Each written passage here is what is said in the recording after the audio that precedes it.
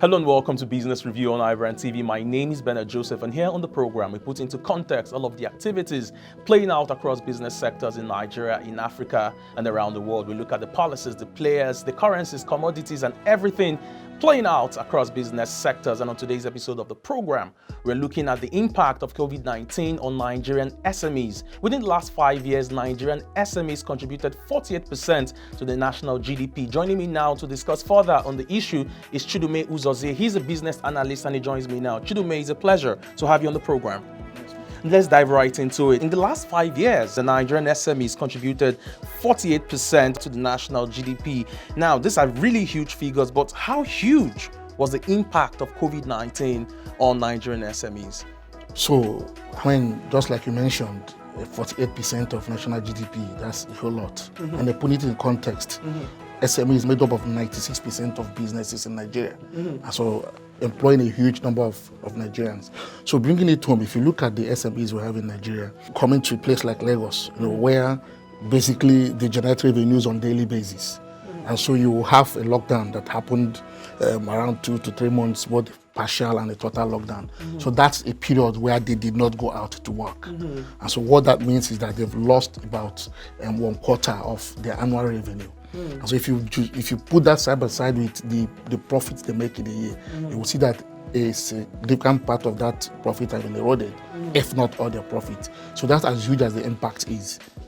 According to reports from PwC, quoting the Nigeria Bureau of Statistics, they say that small and medium-scale enterprises in Nigeria have contributed 48% to the national GDP in the last 5 years, with a total of about 17.4 million. They account for about 50% of industrial jobs and nearly 90% of the manufacturing sector in terms of numbers of enterprises. Now, do you think SMEs in Nigeria actually feel their pride of place? Do you think they are given the attention that they deserve in relation to how the policies that affect SMEs in Nigeria? I think you have to put it in the context of all the businesses in Nigeria, their relationship with government, how the right, environment is created for business to thrive.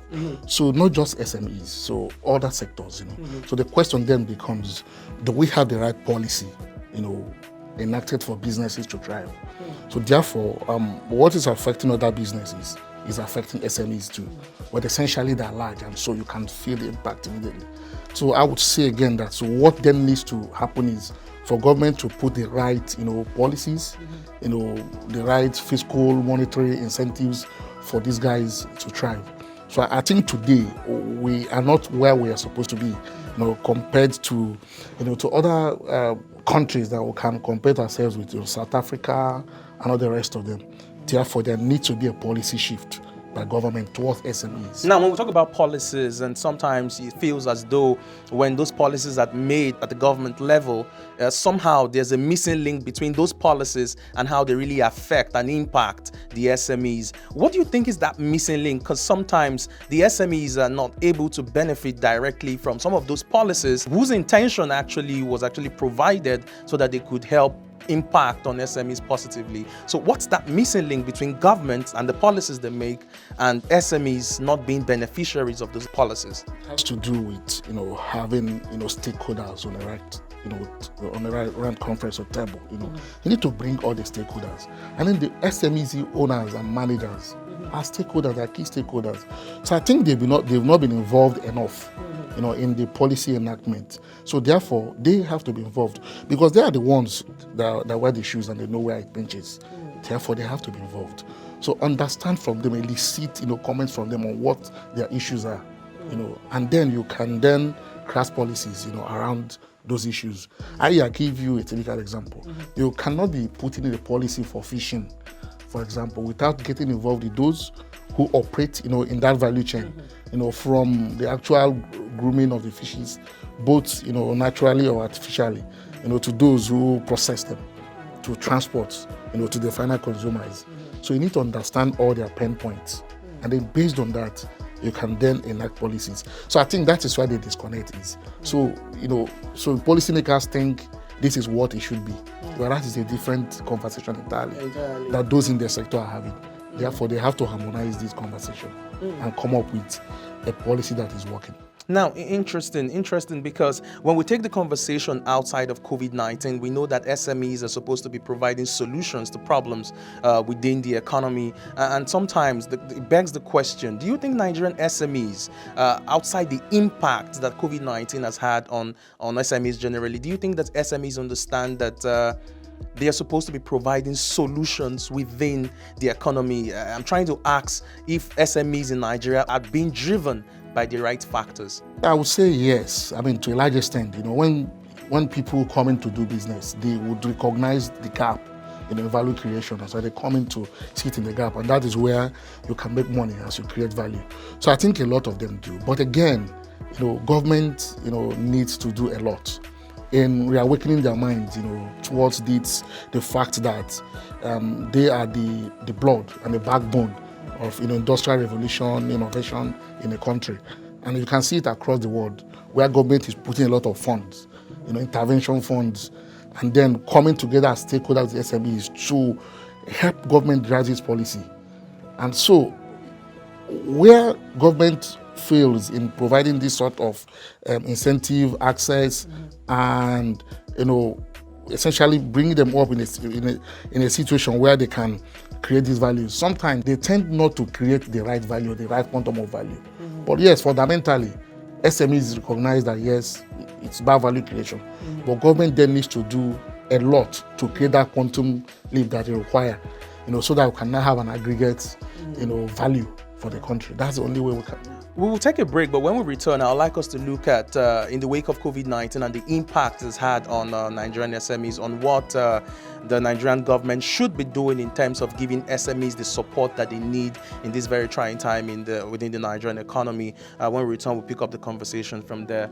All right, this is Business Review on iBrandTV, and I'm Bernard Joseph, and today we're looking on the impact of COVID-19 on Nigerian SMEs. We'll take a quick break, and when we return, we continue the conversation with business analyst Uzozie Chudume. Stay with us. Compliments of the season, and it's that time of the year again at Swift Dry Cleaners in our Wash and Win Big Promo from the 1st of December 2020 to the 31st of December 2020. Simply wash with us at Swift Dry Cleaners for up to 15,000 Naira and win something really amazing for Christmas. Isn't that amazing? And we offer 20% discount on all your beddings and curtains for the month of December.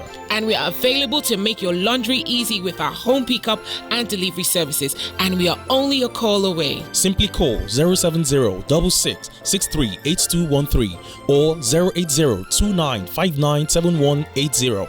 Or walk into any of our amazing stores at Lekki, Okpepi, Ogba, Aja and Olowora and feel our care. Swift Dry Cleaners. Quick wash. Impeccable look. Hello and welcome back to Business Review on iBrandTV. My name is Bernard Joseph, and on today's episode of the program, we're looking at the impact of COVID-19 on Nigerian SMEs, and I've been joined by Uzozie Chudume, business analyst, discussing and putting the conversation into context. Now, Chudume, let's dive right back into it. Let's look at this time where the economy is bleeding and SMEs are crying out for help. What kind of support do you think would be necessary at this time for SMEs coming from the federal government? It has to come from two dimensions, like I mentioned earlier, from a policy point of view, because it is policy that drives everything. So government needs to start looking at the incentives they will give to SMEs to thrive. So one of them is, bricks, like for pioneer status. Many of them are manufacturers. They bring in, manufacturing equipment from Europe. So you can give them breaks like, import duty waivers, give them moratorium on tax. And so they can have sufficient, cash flow to drive. So that's an incentive from that point of view. They can also then look at it from a fiscal point of view. So you create intervention funds, just like what CBN has done. Like we mentioned earlier, make sure that the right process is put in place to ensure that those interventions get to the SMEs. You heard yesterday that Canada is bringing the stimulus for around $77 billion into the industry. So if 99% of Canadian businesses are made up of SMEs, so you see a large chunk of that money is going to go into those SMEs, but they will ensure that it gets to them. And then what happens is that type of stimulus ensures that they have the right funding to go on. So also they need to work with the commercial banks to ensure that these guys get funds at a very good interest rate, single digit interest, as opposed to what we have today. So that would help them get cheaper funds, get enough funding, and they can then go ahead to deliver. Talking about loans from commercial banks, do you think it's something that's achievable, a single-digit interest rate, considering the context of our economy at this time? I think it's a function of where the country wants to be in the future and what would choose to do. So it has to come with a sacrifice from all aspects of the economy, so government, commercial bank, the SMEs themselves. And so the bank comes in to see we have this sort of intervention fund for SME growth. So you partner with them, and also ensure that these funds are created in such a way that it will match their own funding requirements. So i.e., if you're in the mining industry where you have a payback period of around 3 to 4 years or 5 years. So you provide some sort of funding that will mirror that, as opposed to short-term funds with huge interest rates, which ensures they bleed and then they don't get to their destination. So with that, on the long run, the banks too will benefit from this sort of intervention because you now have a thriving economy.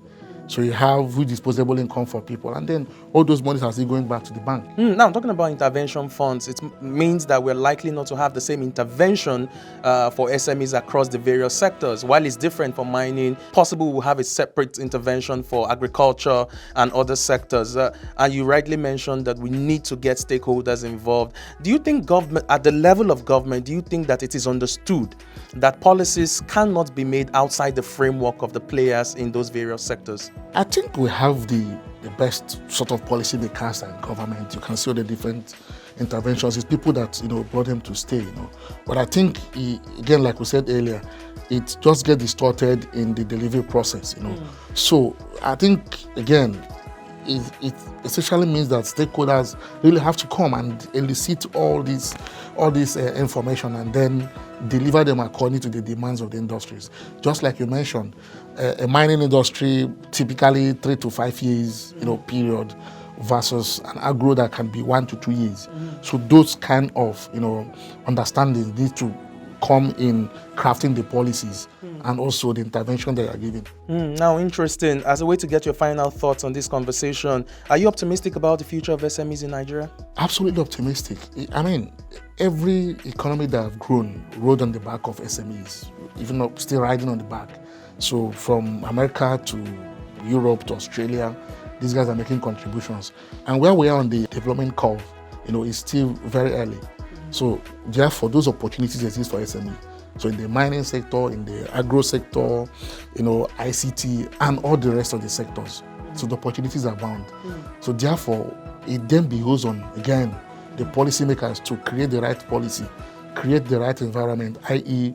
infrastructure, have the right enabling policy, security, and all the rest of them. So the SMEs will naturally thrive because you've removed the burden from them and then they face their core business. They will create more value. Interesting. Chidumil Zozie, so you're optimistic about the future of SMEs in Nigeria. It's a pleasure to have you on the program, my friend. It's been Business Review on iBrandTV. We talked about the impact of COVID-19 on SMEs. Uzozie Chidumil joined me in the studio to put it in context and in perspective. Don't forget you can watch this episode of the program on our YouTube channel on iBrandTV. Like and follow all of our social media platforms and visit our website for more news stories. I am Bennett Joseph, and I'll see you again. Bye-bye.